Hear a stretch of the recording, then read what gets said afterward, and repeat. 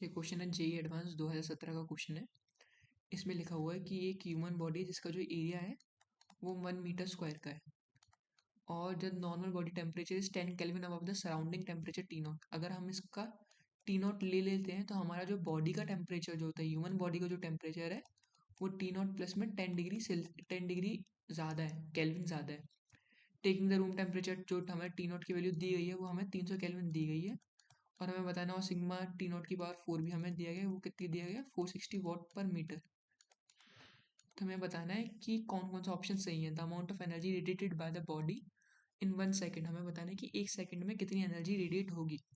तो हमें पता है कि एनर्जी कितनी रेडिएट होती है वो हम कैसे निकालते हैं। वो हम निकालते हैं थ्रू स्टीफन्स लॉ। हमें पता है D Q by D T जो होता है, जिसको हम पावर भी बोल देते हैं। D Q by D T क्या होता है कि बॉडी कितनी एनर्जी निकाल रही है, यानी लाइक कि निकालती है और कितनी एनर्जी एक्सेप्ट करती है। तो बॉडी कितनी एनर्जी निकालती है दैट इज सिग्मा ई, जो हमें पता है एमिसिविटी कांस्टेंट होता है सिग्मा ई ए टी की पावर 4, टी की पावर 4, टी एच की पावर 4 माइनस में। और बॉडी कितनी एक्सेप्ट करेगी वो सराउंडिंग के टेम्परेचर पे डिपेंड करता है और उसके एरिया पे डिपेंड करता है। सराउंडिंग का टेम्परेचर हमारे पास क्या है, टी नॉट की पावर 4। तो हम लोगों को बस अब यही सॉल्व कर देना है। तो अभी हम कन्वीनियंस के जो टी एच है उसको हम, टी एच क्या हो जाएगा, वो हमारा हो जाएगा टी नॉट प्लस में डेल्टा टी। डेल्टा टी यहाँ पर क्या है, डेल्टा टी डिफरेंस है या तो टेम्परेचर का between the surrounding and the human body, और जिसकी वैल्यू इस केस में हमारे पास 10 केल्विन है। ये अभी मैं डेल्टा टी इसलिए ले रहा हूँ क्योंकि बाद में इसका यूज़ होगा। ठीक है, अब हम लोग इसको सॉल्व करते हैं। सिग्मा ई ए टी की पावर 4 हमारे पास क्या है, टी नॉट प्लस में डेल्टा टी की पावर 4 माइनस में टी नॉट की पावर 4। ठीक है, ठीक है। अब हम लोगों को आगे सॉल्व कर देना है। ये हो गया सिग्मा ई ए, हम लोग टी नॉट को कॉमन ले लेना है तो टी नॉट की पावर 4 हो गया। ये हो जाएगा 1 plus delta T by T nought की पावर 4 माइनस में 1, माइनस में 1। अब इसको सॉल्व कर देंगे, ये हो जाएगा sigma E A T not के पास, ये तो बस सिंप्लीफिकेशन है। और हमें पता है delta T by delta T not क्या हो जाएगा। हम लोग यहाँ पर बाइनोमियल अप्रॉक्सीमेशन यूज़ कर सकते हैं। बाइनोमियल अप्रॉक्सीमेशन होती है कि वन प्लस एक्स की पावर एन जो हो जाता है वो 1 + nx हो जाती है जब x जो होता है स्मॉल होता है। बाइनोमियल अप्रॉक्सीमेशन तो अगर जेई एडवांस की तैयारी करो तो सबको पता ही होगा। अब ये हो गया 1 + nx हो गया, ये हो गया वैसे तो आप क्या बोल, वैसे तो 12th में आता ही है ये वाली चीज़। तो हो जाएगी 1 + 4 delta T by T nought minus में 1। ये चीज़ कैंसिल हो गई, डेल्टा टी नॉट से ये टी नॉट कैंसिल हो गया। ये आ गया हमारे पास, एट लास्ट हमारे पास आ गया कि जो नेट चेंज है, यानी जितनी हीट निकल रही है that is sigma E A T not का क्यूब 4 डेल्टा टी। तो वही हमारा जो न्यूटन्स लॉज ऑफ कूलिंग हमें कहता है कि जो D Q by D T होता है, जो कितनी हीट निकलेगी that is directly proportional to the change in temperature, कि temperature difference between the surrounding and the human body. ठीक है, हमारा ये निकल गया।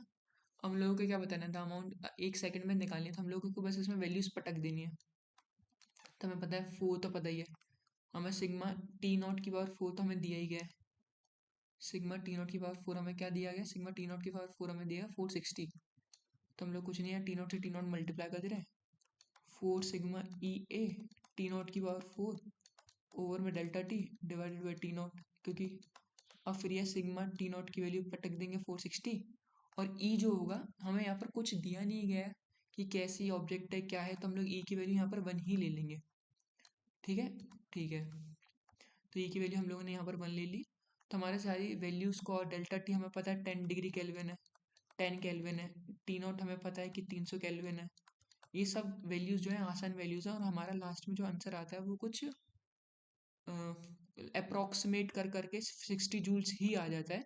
हालांकि इससे थोड़ा कम आंसर आता है, वो कैलकुलेशन है that you can do easily, 58 point something करके कुछ आएगा। अब हमारे पास हमारा सब मेन काम है कंसेप्ट को समझना।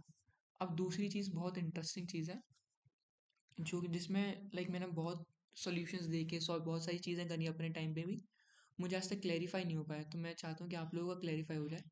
तो सेकंड पॉइंट में क्या कह रहा है, सेकंड पॉइंट ये कह रहा है कि द सराउंडिंग टेम्परेचर, कि अगर सराउंडिंग के टेम्परेचर को, if the surrounding temperature reduces by small amount, अगर सराउंडिंग का टेम्परेचर जैसे कि हमारा टी नॉट था, टी नॉट को हम लोगों ने थोड़ा सा चेंज करके कर दिया, टी नॉट माइनस में डेल्टा टी वन कर दिया, मतलब कि छोटा सा चेंज ला दिया।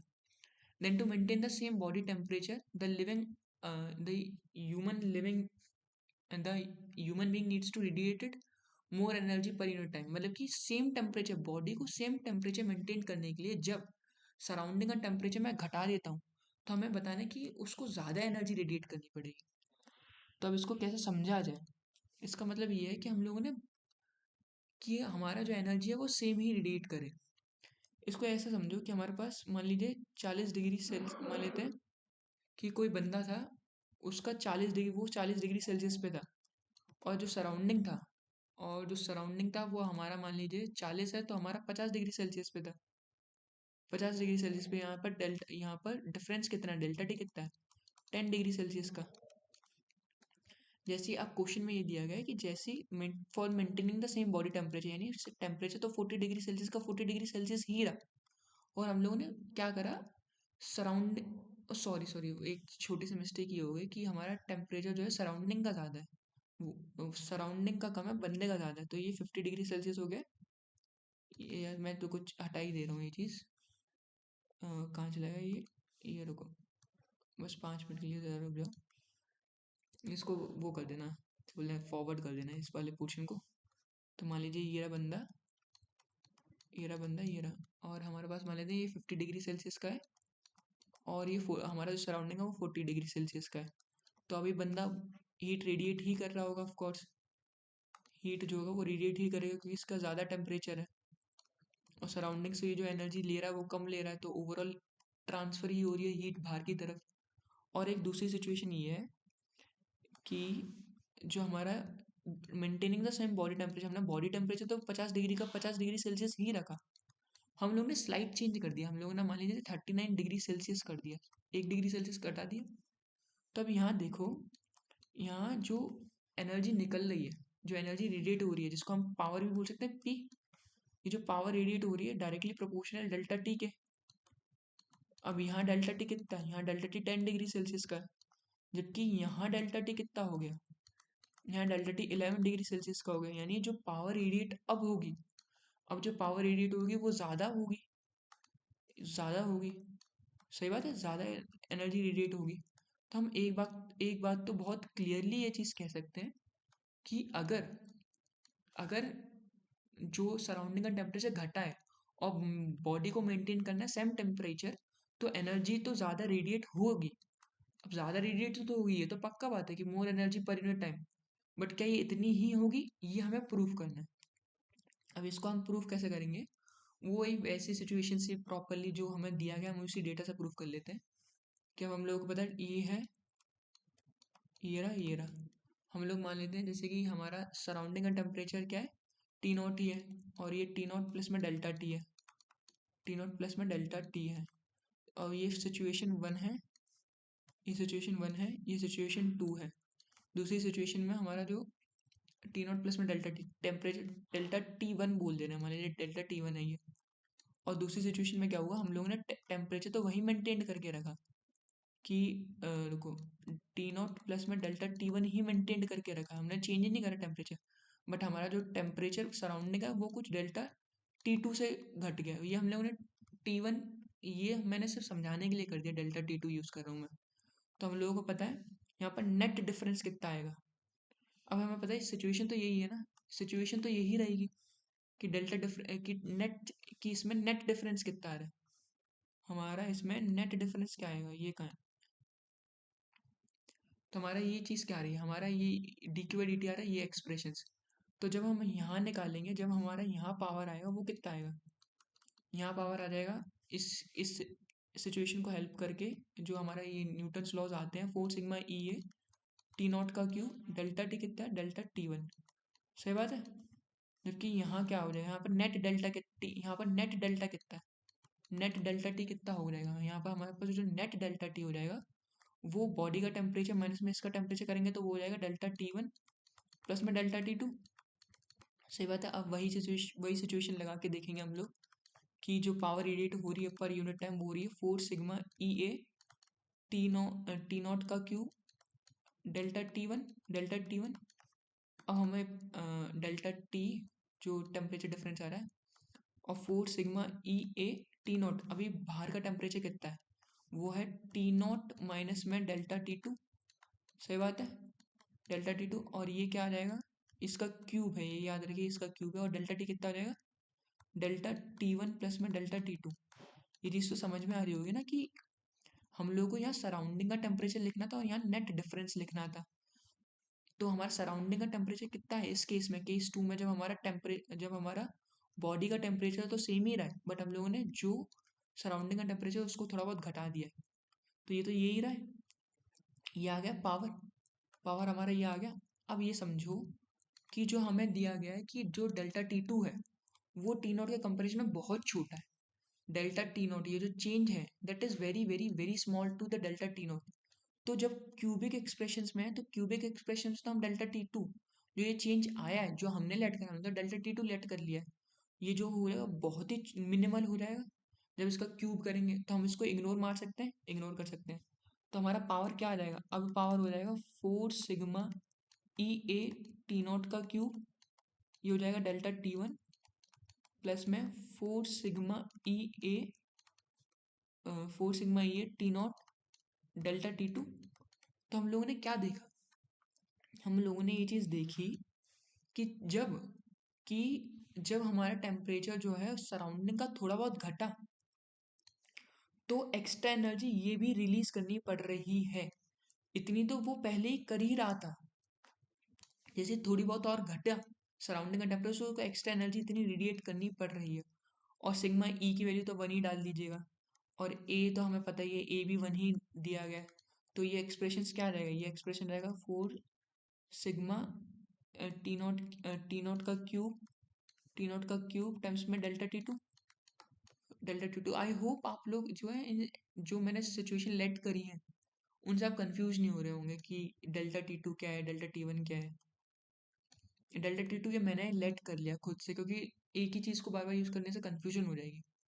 वो हम if the surrounding temperature reduces by delta T0, हम लोगों ने वही है ना डेल्टा T0, हम लोगों ने T2 ले लिया और कुछ नहीं है, वो हमने डेल्टा T2 ले लिया, ठीक है। वो सब समझाने के लिए, जैसे कि और सही तरीके से समझ में आए। ठीक है, समझ गए, ये चीज़ क्लियर हो गई।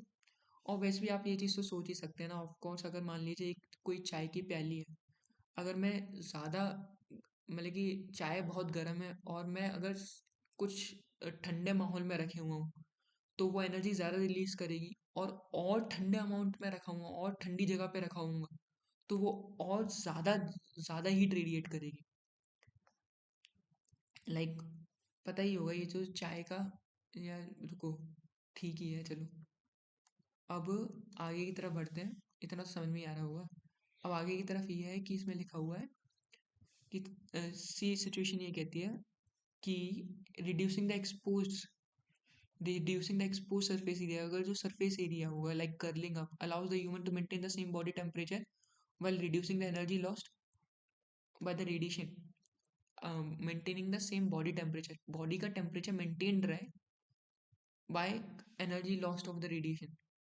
हमारा मान लीजिए जो टेम्परेचर हमें ये बताया, वैसे तो टेम्परेचर जो होता है डायरेक्टली प्रोपोर्शनल किसके होता है, एरिया की होता है। हमारा जो टेम्परेचर है वो तो सेम का सेम ही रहा। इसमें क्या लिखा हुआ है, reducing the expose surface area of the body allows human to maintain the same body temperature while reducing the energy lost by the radiation। ये तो है ही है। हमारे पास dQ/dt क्या आ रहा है, हमारे पास dQ/dt जो एनर्जी लॉस्ट हो रही है, जो एनर्जी लॉस्ट हो रही है that is directly proportional to what, dQ/dt क्या आ रहा है, पावर क्या आ रहा है, वो आ रहा है 4 sigma E A delta T0 की पावर क्यूब डेल्टा T।